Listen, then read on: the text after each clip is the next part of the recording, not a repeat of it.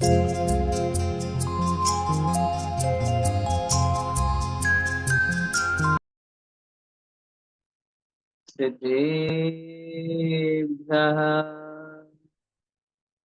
ॐ नमः सिद्धेभ्यः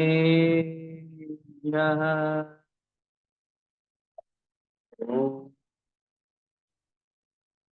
नमः सिद्धेभ्यः।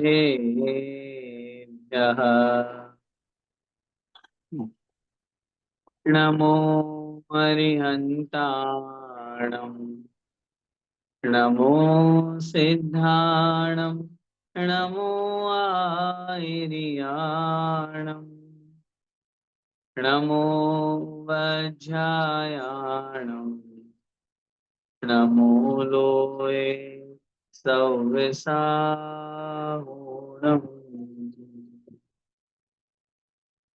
तीन भुवन में सार वीतराग विज्ञानता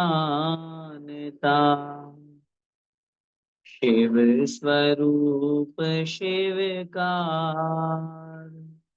नमः त्रियोग संहार के। पंच परमेष्ठी भगवान की जय। द्वादशांग में जिनवाणी माता की जय।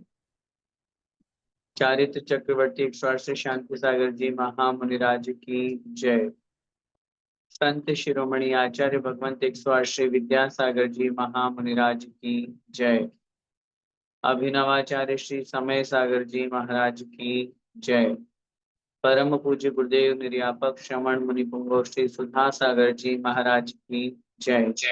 अढ़ाई दीपस्थ समस्त महामुनिराज की जय।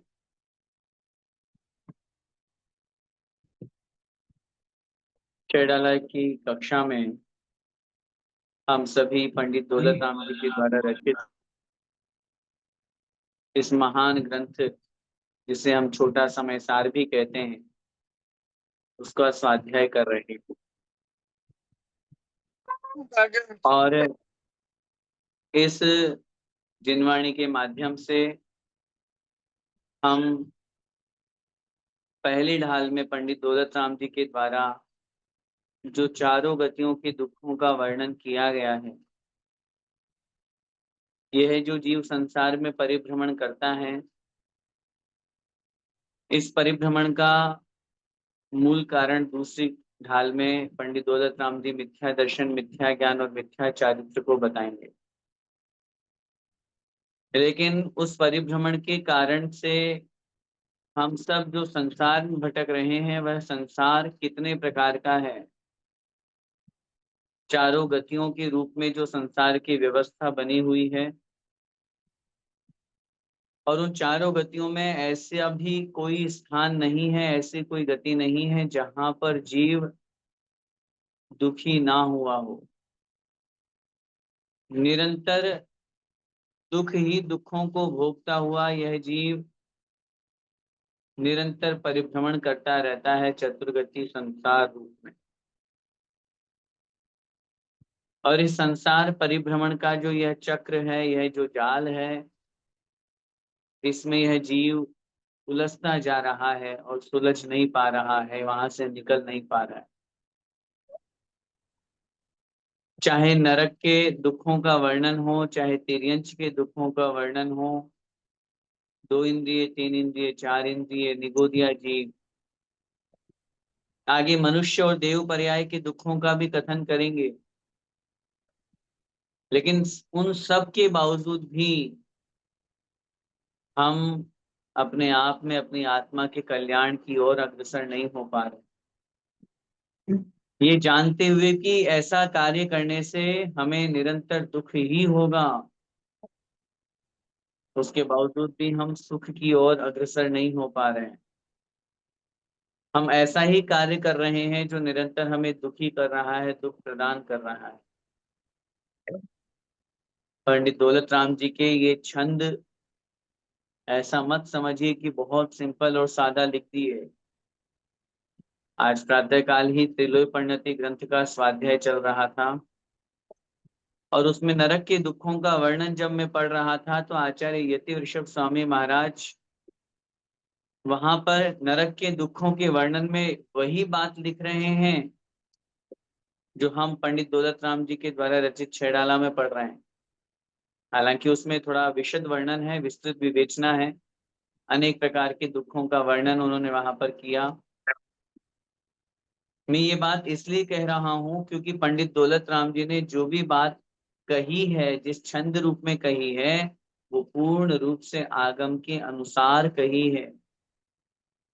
हो सकता है बहुत लोगों के मन में ऐसा प्रश्न आए कि हम एक तरफ तो आप कहते हो आचार्य प्रणीत ग्रंथ का ही हमें स्वाध्याय करना चाहिए, तो फिर पंडित जी द्वारा लिखा गया यह ग्रंथ क्यों पढ़ रहे हैं?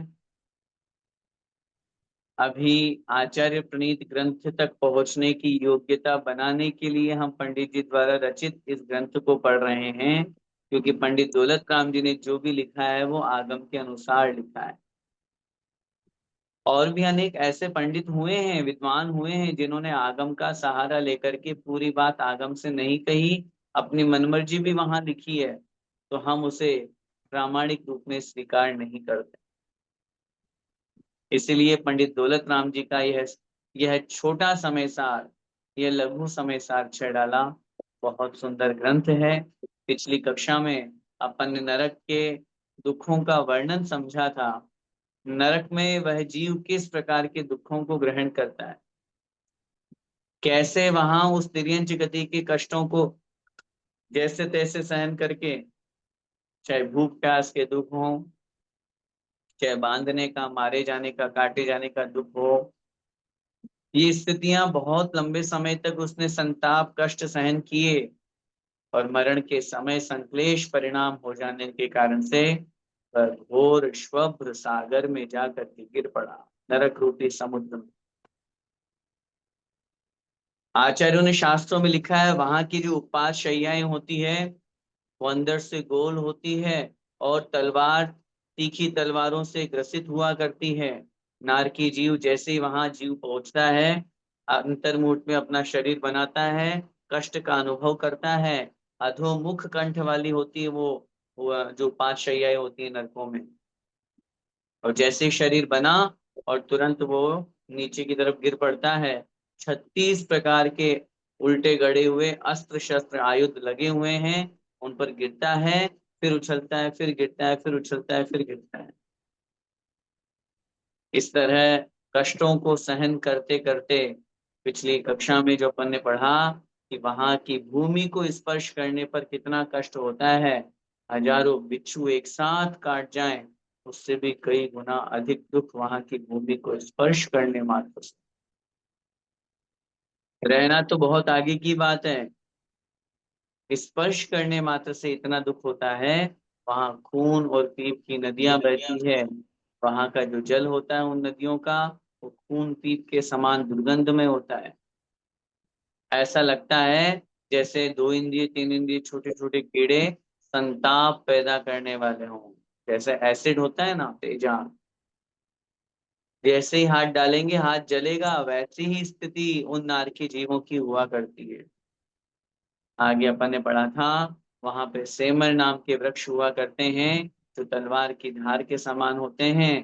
कोई नारकी वहां पहुंच करके और उस वृक्ष के नीचे छाया ग्रहण करने का भाव रखता है, तो वो पेड़ के पत्ते उसके ऊपर गिरते हैं और उसके शरीर के टुकड़े टुकड़े कर देते हैं। और सर्दी गर्मी की तो बात ही क्या कहें, इतनी भयंकर सर्दी और इतनी भयंकर गर्मी पड़ती है कि लोहे, सुमेरु पर्वत के बराबर लोहे का गोला भी यदि फेंका जाए तो वो भी उस गर्मी में पिघल जाए और सर्दी में गल जाए। इतनी भयंकर शीत और उष्ण की वेदना होती है।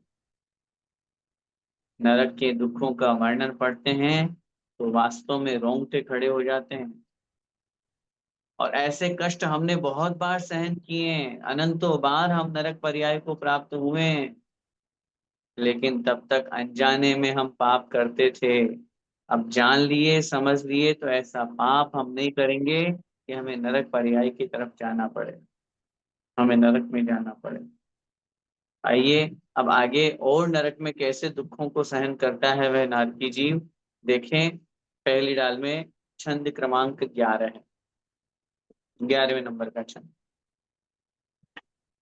तिल तिल करे देह के खंड, असुर भिड़ावे दुष्ट प्रचंड, सिंधु नीर ते प्यास न जाय, तो पण एक ना बूंद लहाय। तिल तिल करे देह के खंड, नारकी जीव आपस में खूब लड़ते भिड़ते हैं। आचार्यों ने शास्त्रों में लिखा है, जैसे ही कोई नया नारकी आता है, नए नारकी का जन्म होता है, तो पुराने नारकी उसे देख करके उसकी तरफ दौड़ते हैं, भागते हैं, चीखते हैं, चिल्लाते हैं, अपशब्द बोलते हैं, गालियां देते हैं, और बस फिर उसको मारना काटना शुरू कर देते हैं। यह है नारकी जीवों में वेलकम की व्यवस्था। वो नारकी जीव एक दूसरे को प्रति पल कष्ट देते हैं, उसके अलावा और कुछ भी काम नहीं है वहां पर। आचार्य भगवंत उमा स्वामी महाराज ने तत्वार्थ सूत्र जी में लिखा, परस्परो दीरित दुखा, परस्पर उदीरित दुखा। नारकी जीव आपस में एक दूसरे को दुख देते रहते हैं, देते रहते हैं, चलता रहता है उनका वो दुख देने का क्रम। एक पल के लिए, एक क्षण के लिए भी वहां सुख शांति सुकून नहीं है, इतना कष्ट है।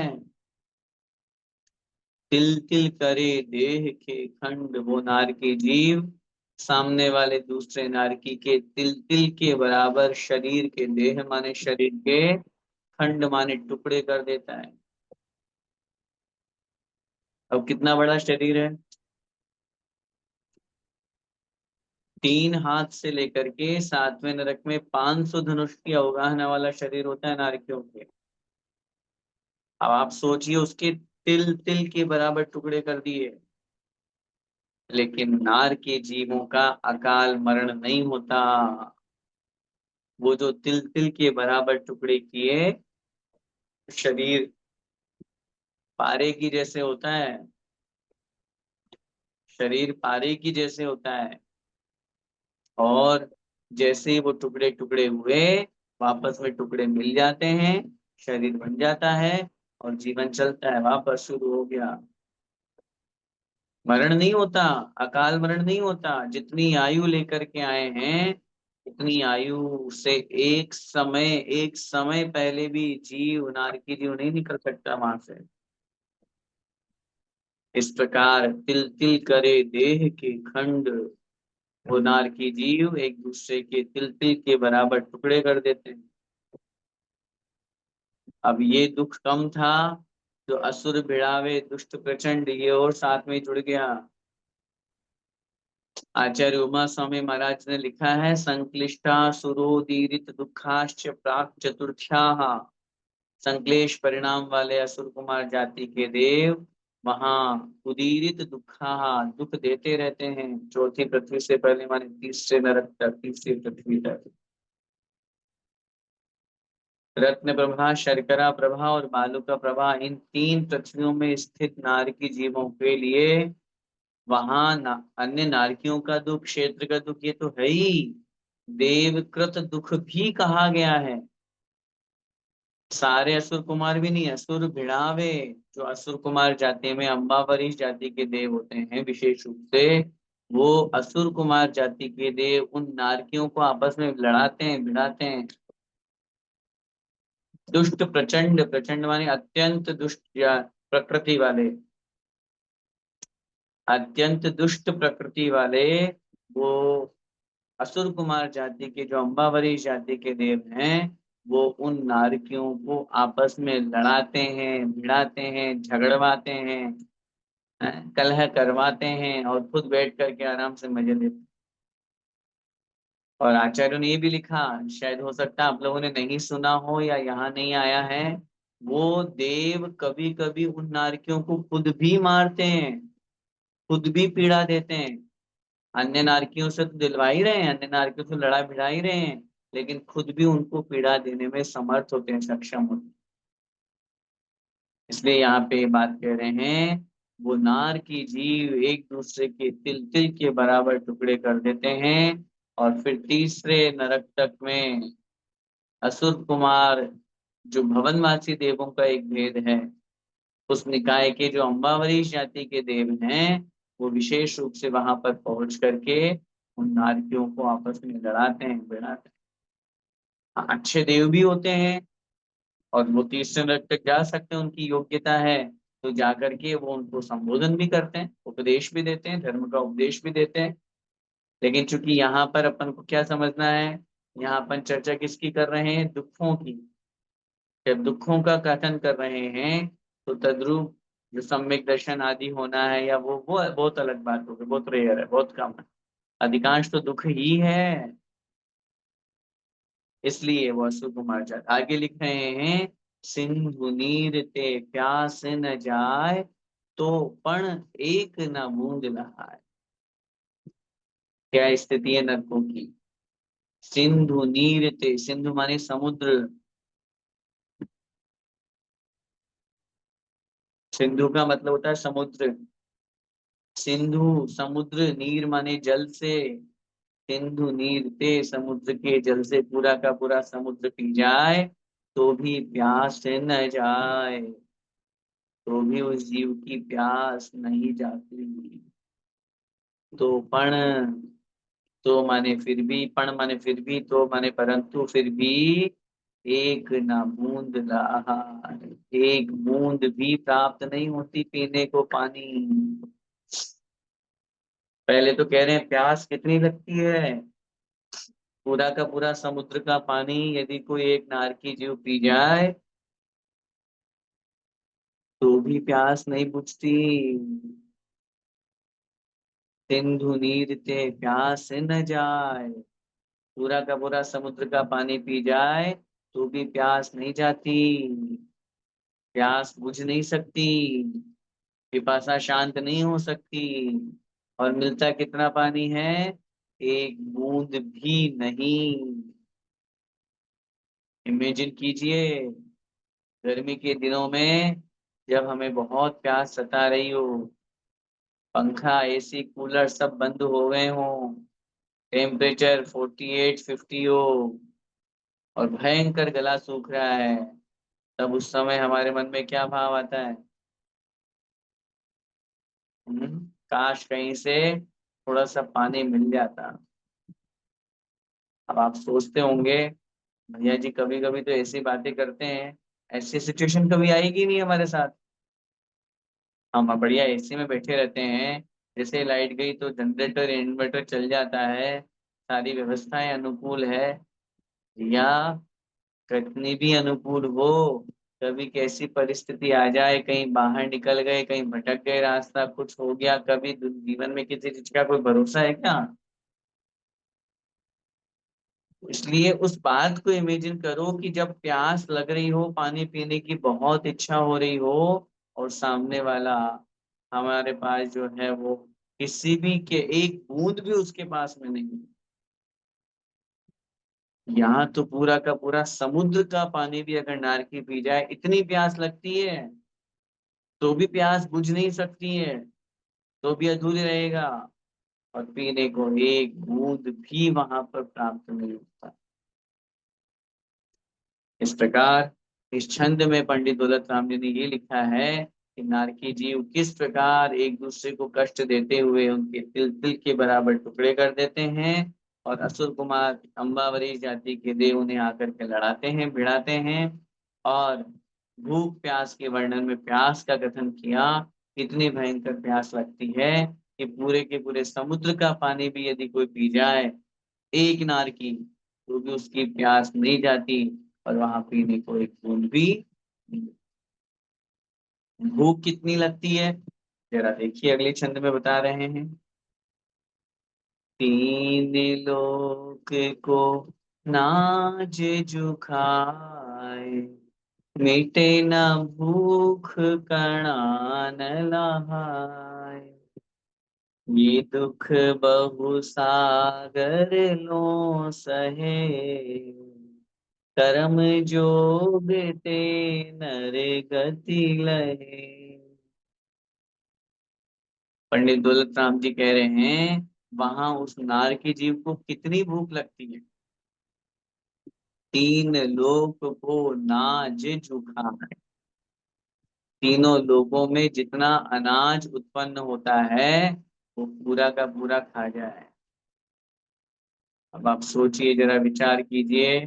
पहली बात तो ऊर्ध्व लोक और अधो लोक में तो अनाज ही नहीं होता, मध्य लोक में भी सर्वत्र नहीं होता। हम्म जितना होता है लिख रहे हैं उसकी एवरेज में तीनों लोक लगा लीजिए।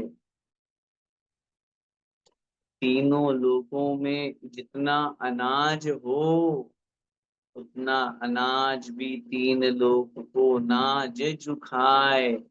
जो माने यदि यदि तीनों लोगों का अनाज भी खा जाए मिटे ना भूख, तो भी उस नार की जीव की भूख नहीं मिटती। एक दो चार दस पांच चपाती से रोटी से काम नहीं चलेगा।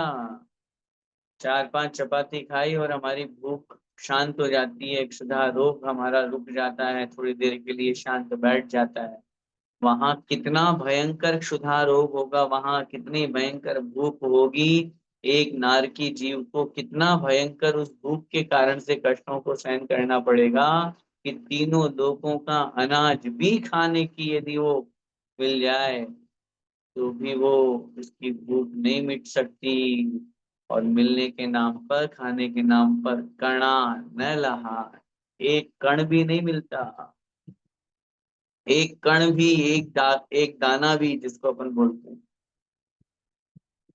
अब आप सोच सकते हैं कितना कष्ट होता है,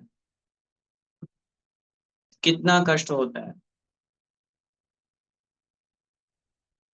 भूख प्यास का कितना कष्ट उन नार के जीवों को होता होगा। और वास्तव में नरक में तो दुख के अलावा कुछ है ही नहीं। प्रति समय, प्रति पल, प्रति क्षण सिर्फ एक ही काम, सिर्फ और सिर्फ दुख। अब वो कैसे हैं? क्षेत्रजन्य दुख भी होता है, जमीन को स्पर्श करने वाला वातावरण का दुख है, वहां का जो स्थिति है वो दुख है सर्दी गर्मी का जो दुख है ये क्षेत्रजन्य। अन्य नारकीकृत दुख होता है, दूसरे नारकी मिलकर के जो वेदना देते हैं, जो कष्ट देते हैं, जो मारते हैं पीटते हैं लड़ाते हैं भिड़ाते हैं, सारी चीजें।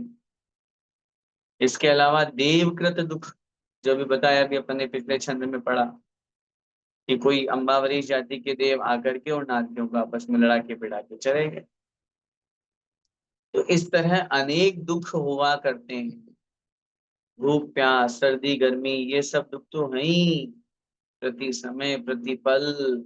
ये एक ही भाव मन में उन नारकियों के आता है, मैं कैसे न कैसे करके यहाँ से निकल जाऊं, मैं शीघ्र अतिशीघ्र मेरी ये आयु पूरी हो और मैं यहाँ से बाहर निकलूं। नारकी मरना चाहते हैं लेकिन कर्म उन्हें मरने नहीं दे रहा। बात समझिए, नारकी अपने कष्टों को देख करके मरना चाहता है, नहीं नहीं मुझे नहीं सहन करना, मेरे को तो मार दो, अगली पर्याय में तो चला जाऊंगा कम से कम। है, कर्म कहता है कैसे जाएगा भाई अगली पर्याय में, अभी से तुम्हारा अकाल मरण नहीं होता। जितनी आयु तुम लेकर के आए हो उससे एक समय पहले भी मरण नहीं हो सकता। ये दुख बहु सागर लो सहे, कर्म जोग ते नर गति लगे। ये दुख, इस प्रकार ये जो दुख हमने नरकों के पड़े हैं, चाहे वो सर्दी गर्मी के दुख हों, चाहे वहां पर असुर कुमार जाति वाले दुख हों, वो नारकी आपस में लड़ाते भिड़ाते हैं वो दुख हों, वहां के वातावरण के दुख हों, और बहुत दुख है। यहाँ तो संक्षेप में लिखा है पंडित जी ने हमको समझाने के लिए, आप बड़े ग्रंथ पढ़ोगे उसमें लिखा, आज ही हम पढ़ रहे थे तो हमने बताया ना, वहां उन्होंने स्पष्ट रूप से लिखा, जो पुरुष यहाँ पर स्त्री के सेवन में रत रहता है, वेश्यागमन करता है, गलत काम करता है, उस गलत काम के नतीजे के रूप में नरक पर्याय में जब वो पहुंचता है तो अन्य नारकी उसे दहकती हुई पुतलियों का स्पर्श कराते हैं। और वहां लिखा, वो नारकी बोलते हैं, तुम्हें बड़ा शौक था ना पर स्त्री सेवन करने का, अन्य स्त्री से आलिंगन करने का, लो अब इस दहकती हुई पुतली से आलिंगन करो, और उसको चिपका लेते हैं उससे। भयंकर, शरीर में भयंकर कष्ट होता है, आत्मा में। ऐसे तो बहुत सारे कष्ट हैं और बहुत वर्णन करते हुए वहां उन्होंने लिखा, इसका सबसे बड़ा कारण क्या है, वो जीव नरक में क्यों पहुंचा। बहुआरंभ परिग्रहत्वम नारकस्यायुष, बहुत आरंभ और बहुत परिग्रह से नरकायु का आश्रय हुआ करता है।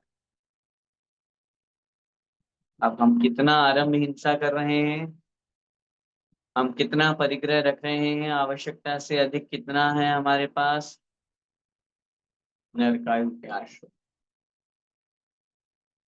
इस प्रकार ये दुख बहु सागर लो सहे, ये नरकों के जो दुख हमने वर्णन किए, ये दुख बहु सागर लो मतलब बहुत सागरों तक। आचरण लिखा है, तेष्वेक त्रि सप्तदश सप्तदश द्वाविंशति त्रयश्त्रिंशत् सागरोपमा सत्वानां परा स्थिति। सातवें नरक में 33 सागर की आयु का बंध हुआ करता है, वो तो वर्तमान में मिलेगी नहीं। वर्तमान में हम कौन से नरक तक जा सकते हैं। उत्तर मिलेगा, 7 नरकों में से पंचम काल की अपेक्षा बात करेंगे तो अंतिम 3 सहनन की अपेक्षा से छठे नरक तक जा सकते। और अंतिम सहनन जो अधिकांश जीवों का होता है उसकी अपेक्षा से तीसरे नरक तक जा सकते हैं, इससे आगे नहीं। लेकिन इस तीसरे नरक में भी आयु कम नहीं है, 7 सागर की आयु है। तेष्वेक त्रि सप्तदश, पहले नरक में 1 सागर, दूसरे नरक में 3 सागर, फिर 7 सागर, फिर 10 सागर, फिर 17 सागर, फिर 22 सागर और फिर 33 सागर। और एक सागर पता है कितना होता है। आपको जो पुस्तक दी गई है उसमें पीछे प्रश्नोत्तर दिए हुए हैं, उनमें पढ़िएगा। अभी तो सामान्य रूप से समझ लीजिए, वो जो 1 योजन गहरा लंबा चौड़ा ऊंचा गोल जो गहरा गड्ढा खोदा, उसमें जो रोम छिद्र डाले गए, 100 वर्ष में एक निकाले गए, उससे उससे 10 गुना एक अद्धा सागर हुआ करता है। अब सोच लीजिए कितना कितना लंबा समय है। संक्षेप में अगर कहा जाए तो असंख्यात वर्षों का एक पल्य होता है, और एक पल्य में असंख्यात पल्यों का एक सागर होता है। रिपीट कर रहा हूं, असंख्यात वर्षों का एक पल्य और असंख्यात पल्यों का एक सागर। दूसरे उदाहरण और संक्षेप में या इजी लैंग्वेज में समझना चाहें तो यूं समझ लीजिए कि कोई व्यक्ति, कोई चिड़िया, कोई भी किसी समुद्र में से 100 साल में एक बूंद पानी निकालती है, 100 साल में एक बूंद। और जब वह बूंद बूंद निकालते निकालते वह समुद्र खाली हो जाएगा, तब वो एक सागर कहलाएगा। आप सोच लीजिए कितना बड़ा है एक सागर। मैंने बताया ना, असंख्यात वर्षों का एक पल्य और असंख्यात पल्यों का एक सागर। भयंकर, बहुत लंबे समय तक ये दुख बहुत सागर लो सहे, ये दुख बहुत सागरों तक उस जीव ने, इस जीवन में सहे माने सहन किए, उन कष्टों को टोलरेट किया। और कर्म जोगते नरगति लहे, ये दुख बहु सागर लो सहे, कर्म जोगते नरगति लहे। और जैसे तैसे करके यह जीव कर्म के संयोग से, कर्म का ऐसा उदय का निमित्त बना, कर्म योगते, कर्म के संयोग से नर गति लहे, नर माने मनुष्य गति को प्राप्त हो गया।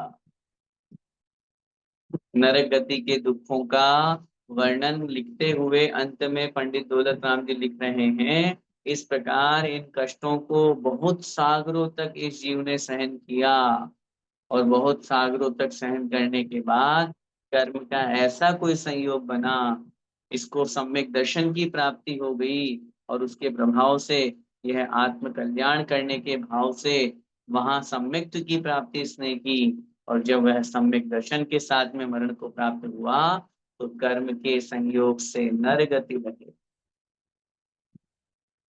मनुष्य पर्याय को प्राप्त किया, और उस मनुष्य पर्याय में, मनुष्य गति में, अब वहां उसने कष्टों को सहन किया या भोग विलास में अपना समय व्यतीत कर दिया।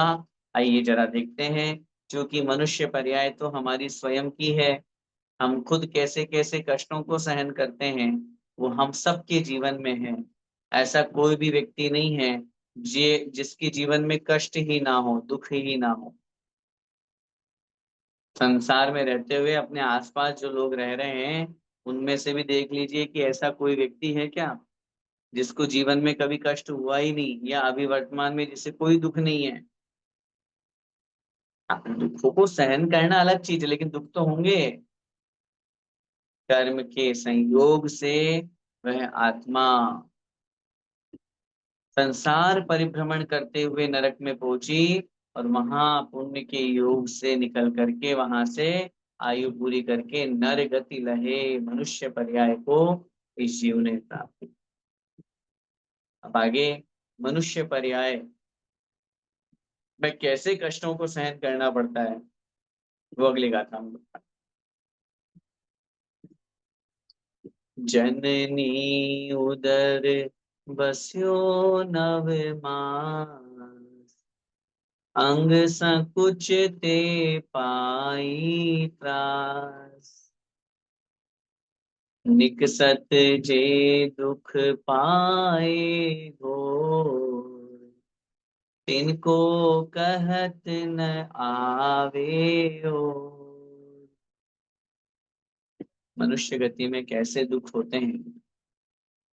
अभी तो मनुष्य पर्याय में आ तो गया कर्म की अपेक्षा से, लेकिन संसार में जन्म रूप व्यवस्था नहीं बनी, और मनुष्य पर्याय में गर्भ जन्म हुआ करता है, और किसी भी मनुष्य को जन्म लेने के लिए स्त्री के उदर में, गर्भ में आना ही पड़ता है। गर्भ जन्म की बात कर रहा हूं मनुष्य में। और वहां उस स्थिति को आप जरा देखिए ध्यान से, दिन प्रथम से पहले दिन जब उस जीव का आगमन उस माँ की गोद में हुआ, माँ के उस गर्भ में हुआ, तब से लेकर के वो निरंतर बढ़ता जा रहा है, वृद्धि को प्राप्त होता जा रहा है। जननी उदर बस्यो नव मास, जननी माने माता के, उदर माने पेट में, बस्यो माने बना रहा, निवास स्थान बनाया, कितने दिन के लिए, नव मास 9 महीने के लिए। ये तो मोटा मोटी है, कहा जाता है कथन रूप में 8 महीने भी हो जाते हैं, 8.5 महीने भी, 7 साढ़े 7 महीने, 7 से लेकर के 9 महीने तक की व्याख्या होती है। सामान्य से ही कहा जाता है 9 महीने, 9 महीने पेट में पाला, 9 महीने गर्भ में रखा, ये सब चीजें। मनुष्य पर्याय में इस जीव को आने से पहले उस माता के गर्भ में 9 महीने, 9 मास, 9 माह तक रहा। और ये 9 माह रहना, आप सोचोगे इसमें कौन सा कष्ट है। कष्ट क्या है। आचार्यों ने लिखा है, जब कोई वैमानिक देव मरण को प्राप्त होने की ओर अग्रसर होता है, और वह यदि मिथ्या दृष्टि होता है तो वह सोचता है, अरे अब मैं क्या करूं, मुझे मनुष्य के शरीर में जाना पड़ेगा। और वहां जाने से पहले वो गंदगी क्योंकि माँ का गर्भ कैसा है, खून से सना हुआ है, कफ, रक्त, पीत, ये सब चीजें हैं शरीर में दुर्गंध में अंदर। और ऐसे अपवित्र स्थान पर, ऐसे गंदे स्थान पर मुझे जन्म लेना पड़ेगा, ऐसा वो परिणाम करता है। इसलिए यहाँ पर वो कष्ट तो है ही, लेकिन उसके अलावा अंग संकुचते पाई त्रास, अंगों के सिकुड़न से, अंगों के संकोच से, अंग संकुचते, ते माने से, पाई माने दुख, पाई माने प्राप्त किया, त्रास माने दुख। अंग संकुचते पाई त्रास। अब आप जरा सोच लीजिए, अधिकांश लोग यहाँ पर अनुभवी हैं, कुछ लोग हो सकते हैं जिनको नहीं पता, लेकिन जब किसी भी संतान का उस माँ के गर्भ में आगमन होता है, उस आगमन के साथ साथ वहां उसकी स्थिति कैसी होती है, कैसे हाथ पैरों को बिल्कुल सिकोड़ करके बैठा हुआ है, छोटे छोटे अंग प्रत्यंग हैं, माँ के गर्भ की नाल से उसका संबंध जुड़ा हुआ है, वहीं से भोजन जा रहा है, वहीं से सारी व्यवस्थाएं बन रही है, न घूम फिर पा रहा है, न निकल पा रहा है क्योंकि अभी समय नहीं हुआ। मनुष्य गति में मात्र बाहर का ही नहीं, गर्भावस्था का दुख भी है, कितना भयंकर है। और जैसे तैसे करके उसने वो 9 माह व्यतीत किए। निकसत जे दुख पाए हो, निकसत माने निकलते समय, उस माँ के गर्भ के छोटे से छिद्र से अपने आप को निकलते समय, जे दुख पाए घोर, जे घोर दुख पाए, जो भयंकर अत्यंत दुख प्राप्त किए, उस माँ के गर्भ से निकलते समय जो भयंकर से भयंकर, अत्यंत प्रचंड, अत्यंत भयंकर, जे दुख पाए घोर, भयंकर जो दुख इस जीव ने प्राप्त किया, तिनको कहत न आवे, और तिनको माने उन दुखों को, कहत माने कहने में नहीं आता, और माने कोई छोर, अंत, नजर, किनारा, उन दुखों को कथन करने में कोई और छोर नहीं है। छोर माने अंत, किनारा, तिनको कहत न आवे। वो कष्ट तो माता जानती है, और वो संतान जानती है जिसका जन्म हुआ, कितना भयंकर कष्ट होता है। छोटे से स्थान में से वह जीव, वह मनुष्य किस प्रकार अपने आप को बाहर निकालने के लिए प्रयत्नशील होता है। पहले तो जैसे तैसे करके 9 माह में अपने अंगों को सिकोड़ करके रहा, और उस सिकुड़न के कारण से भयंकर कष्ट हुए, भयंकर कष्टों को सहन किया, और निकलते समय निकसत जे दुख पाए घोर, निकलते समय, जन्म लेते समय जो भयंकर दुख इस जीव ने प्राप्त किया, उनको कहते न आवे, और उनको हम नहीं कह सकते, उनको कहते हुए कोई किनारा नजर नहीं आता, उनको कहने का कोई अंत नहीं है। हजारों नहीं करोड़ों जिह्वाओं से भी यदि उस कष्ट को कहा जाए कि संतान के जन्म के समय संतान को और उसकी माँ को कैसा कष्ट होता है, कोई अपने शब्दों में बयान नहीं कर सकता।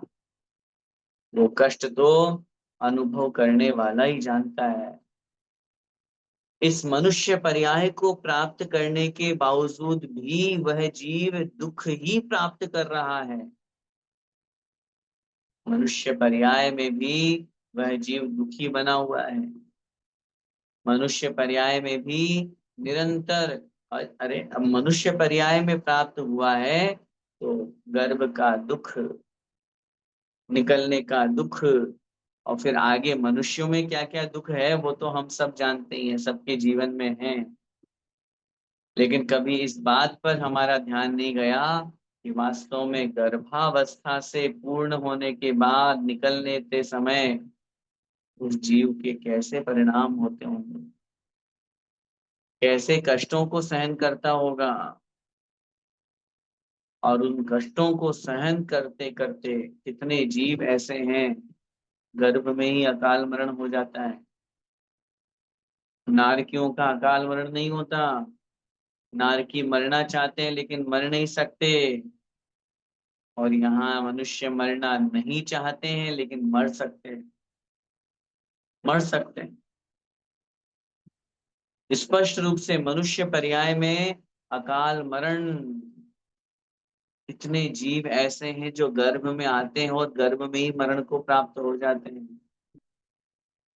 बाहर निकलने का वर्णन तो अगले छंद में पढ़ेंगे, लेकिन गर्भावस्था का वर्णन न केवल यहाँ गर्भावस्था में सिकुड़न वाला दुख है।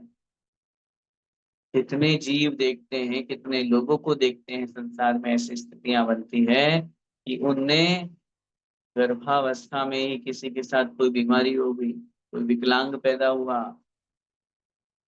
किस किस तरह का सारा कार्य हो रहा है वर्तमान में। उस गर्भावस्था में भी उस जीव को कष्ट ही सहन करना पड़ता है। इस प्रकार समय आपका हो रहा है, अपन को ये समझना है कि मनुष्य पर्याय बड़ी दुर्लभता से प्राप्त होती है। और नरक गति के दुखों का वर्णन पढ़ने के बाद अब अपन को मनुष्य पर्याय की अपन चर्चा करना शुरू अपन ने किया। तो यही समझना है उसका भाव कि वास्तव में ऐसा कोई कार्य हमको नहीं करना जिससे हमको नरक पर्याय की प्राप्ति हो, हमें नरक में जाना पड़े।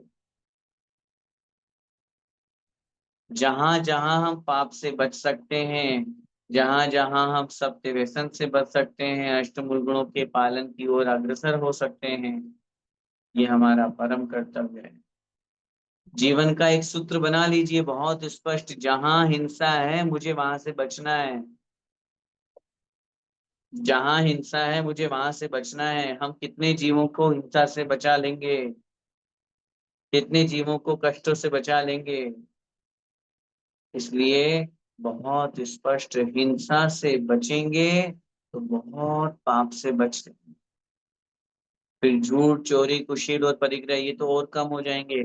जब पहली ही दृष्टि में हमारे मन में ये भाव आ गया मुझे हिंसा नहीं करनी, झूठ क्यों बोलेगा, वो चोरी क्यों करेगा, चोरी करना भी तो हिंसा है। चोरी करना भी तो हिंसा है, उसका कष्ट, उसको कष्ट नहीं होगा जिसकी वस्तु ली है, जिसकी वस्तु चुराई है। इस तरह वह जीव निरंतर इन कष्टों को सहन करता रहता है। इस मनुष्य पर्याय को प्राप्त करने के बाद हम भले ही थोड़े बहुत दुख हों, लेकिन उन सब दुखों के बीच में यदि हम रत्नत्रय को, धर्म को अंगीकार करते हैं, अपने कर्तव्यों के पालन की ओर अग्रसर होते हैं, तो निश्चित रूप से वही कर्तव्य, वही कार्य, वही चारित्र हमारे लिए सम्यक्त्व का कारण बन जाता है। और जब सम्यक तुक प्राप्त हो जाता है, आगे जाकर के वह सम्यक चारित्र को भी धारण कर ले, तो रत्नत्रयधारी फिर संसार में दुख क्यों, फिर दुख होते हुए भी उनको शांत भाव से सहन करके आगे बढ़ जाएंगे। जैसे पूज्य आचार्य भगवंत, कष्ट हुआ, भयंकर रोग हुआ, लेकिन नहीं, मैंने जो त्याग कर दिया वो मैं वापस ग्रहण नहीं करूंगा। और फिर हम दिगंबर साधु हैं, इतना ही कष्ट बोले तो भी हमें तो हमेशा मुस्कुराने का अधिकार है। ऐसी व्यवस्था, इस प्रकार इस मनुष्य पर्याय में भी यह जीव आत्म कल्याण करने का भाव रख सकता है। हालांकि पंडित दौलत राम जी ने तो विशेष रूप से यहाँ पर कष्टों का ही वर्णन किया है, तो मनुष्य पर्याय में भी वो इसी तरह कष्टों का वर्णन करेंगे। अब जो मनुष्य पर्याय के कष्ट हैं और देव पर्याय में भी कष्ट हुआ करते हैं, कौन से होते हैं, कैसे होते हैं, किस प्रकार घटित होते हैं, उसके लिए फिर अपन अगली कक्षा में देखेंगे। आज के लिए बस इतना ही। बोले द्वादशांग में जिनवाणी माता की जय हो। संत शिरोमणि आचार्य भगवंत 108 श्री विद्यासागर जी महामुनिराज की जय हो। अभिनवाचार्य श्री समय सागर जी महाराज की जय हो। परम पूज्य गुरुदेव निर्यापक श्रमण मुनि पुंगव श्री सुधा सागर जी महाराज की जय।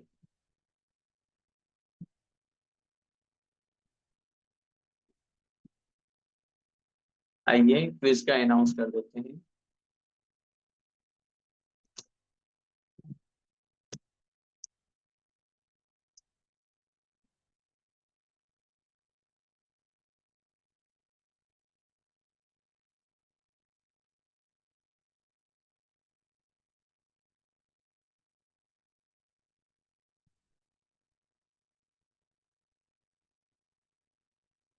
क्विज नंबर 60, 60वें नंबर की क्विज।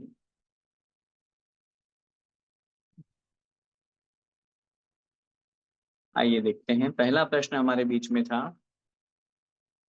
जीव की अपेक्षा उपयोग के कितने भेद हैं? 4, 2, 3 और 5। सही उत्तर है 2। जब जीव की अपेक्षा हम बात करेंगे तो 2 उपयोग हैं, एक ज्ञानोपयोग, एक दर्शनोपयोग। दूसरा, निम्नलिखित में से कौन सा ग्रंथ आचार्य माणिक्य नंदी जी द्वारा रचित है? आत्मानुशासन, समाधि शतक, परीक्षा मुख या आप्तमीमांसा? सही उत्तर है सी, परीक्षा मुख, जिसके रचयिता आचार्य माणिक्य नंदी जी। तीसरा प्रश्न, पूर्व भोगों का स्मरण का त्याग, गरिष्ठ और इष्ट रस का त्याग किस व्रत की भावना है? सत्यव्रत, ब्रह्मचर्य व्रत, परिग्रह परिमाण व्रत या अचौर्य व्रत? सही उत्तर है बी, ब्रह्मचर्य व्रत। ब्रह्मचर्य व्रत में ऐसा ही कहा जाता है कि पूर्व के भोगे हुए भोगों का हमें स्मरण नहीं करना चाहिए और इष्ट गरिष्ठ रस से भी, भोजन से भी बचना चाहिए, ताकि अच्छी तरह से हम ब्रह्मचर्य का पालन कर सकें। चौथा प्रश्न, सच्चे देव शास्त्र गुरु और रत्नत्रय का हृदय से सम्मान करना कौन सी भावना है? दर्शन विशुद्धि भावना, प्रवचन भक्ति भावना, वात्सल्य भावना या डी, विनय संपन्नता भावना? सही उत्तर है डी, विनय संपन्नता, क्योंकि यह भावना हमें ये सिखाती है, हमें सभी का सम्मान करना चाहिए, सभी का आदर सत्कार करना चाहिए। पांचवा प्रश्न, विमोचितावास परोपरोधाकरण यह किस व्रत की भावना के अंतर्गत आता है? ए सत्यव्रत, ब्रह्मचर्य व्रत, परिग्रह परिमाण व्रत या डी, अचौर्य व्रत? सही उत्तर है डी, अचौर्य व्रत। अचौर्य व्रत की 5 भावनाएं हैं, शून्यागार, विमोचितावास, परोपरोधाकरण, भेक्ष शुद्धि, सधर्मा, विसंवादा, पंच। इस तरह से आचार्य उमा स्वामी महाराज ने तत्वार्थ सूत्र जी में इसका कथन किया है। अगला प्रश्न, क्रोध, लोभ, भय, हास्य का त्याग करना और शास्त्र के अनुसार निर्दोष वचन बोलना, यह 5 किस व्रत की भावनाएं हैं? सही उत्तर है पहले ऑप्शन है सत्य व्रत, आचौर्य व्रत, अहिंसा व्रत या ब्रह्मचर्य व्रत? सही उत्तर है सत्य व्रत। क्रोध, लोभ, भीरुत्व, हास्य, प्रत्याख्यान, अन्यनुवीक्षी भाषणम च पंच। इस तरह से सूत्र है। सातवां प्रश्न, एक अक्षर यदि इनका हटे तो बनता अन्य तीर्थंकर नाम, वाराणसी में जन्मे प्रभुवर हाथ जोड़कर करे प्रणाम। आदिनाथ भगवान, सुपार्श्वनाथ भगवान, मल्लीनाथ भगवान या चंद्र प्रभु भगवान? सही उत्तर है तीर्थंकर सुपार्श्वनाथ। एक अक्षर माने सु कट गया तो पार्श्वनाथ तो दूसरा नाम भी हो गया, और फिर इनका जन्म भी बनारस में ही हुआ, भदेनी में। आठवां प्रश्न, अंत हटा तो एक ऋतु है, मध्य हटा तो शील है साथ, प्रथम हटाओ हिस्सा निचला, कल्प वृक्ष इनकी पहचान। शीतलनाथ भगवान, संभवनाथ भगवान, मल्लीनाथ भगवान और चंद्रप्रभु भगवान? सही उत्तर आएगा हमारा शीतलनाथ। अंत हटा तो एक ऋतु, शीतल में से ल हटा दीजिए तो शीत, मध्य हटा तो शील, त हटा दिया तो शील बचा, प्रथम हटाएंगे तो तल माने निचला हिस्सा, और कल्प वृक्ष की पहचान माने कल्प वृक्ष चिन्ह है शीतलनाथ। नौवां प्रश्न,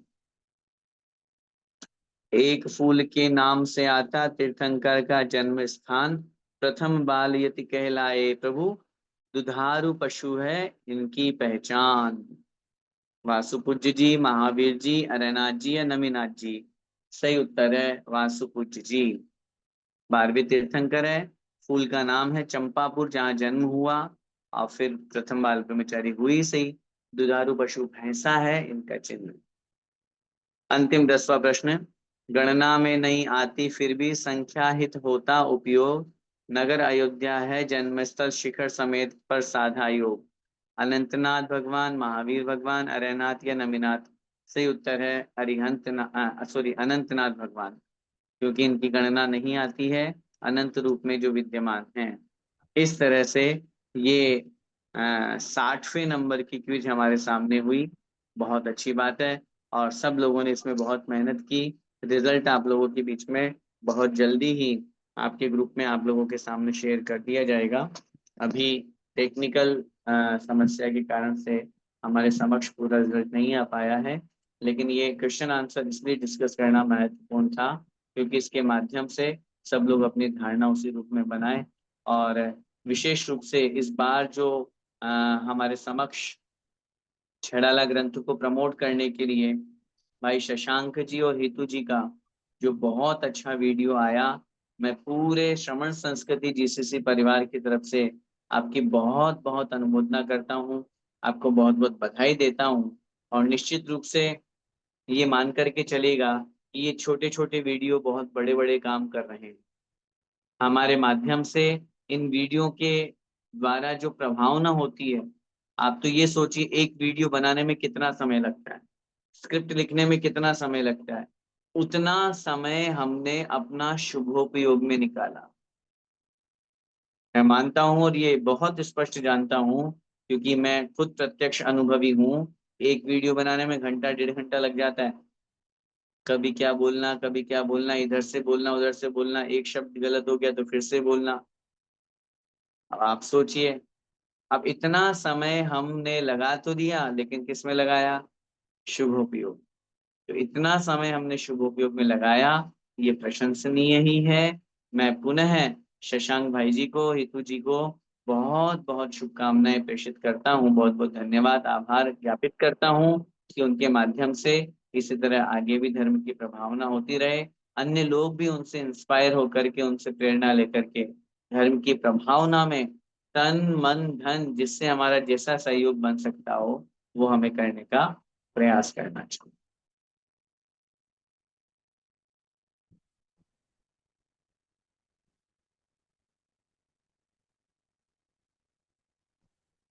हाँ,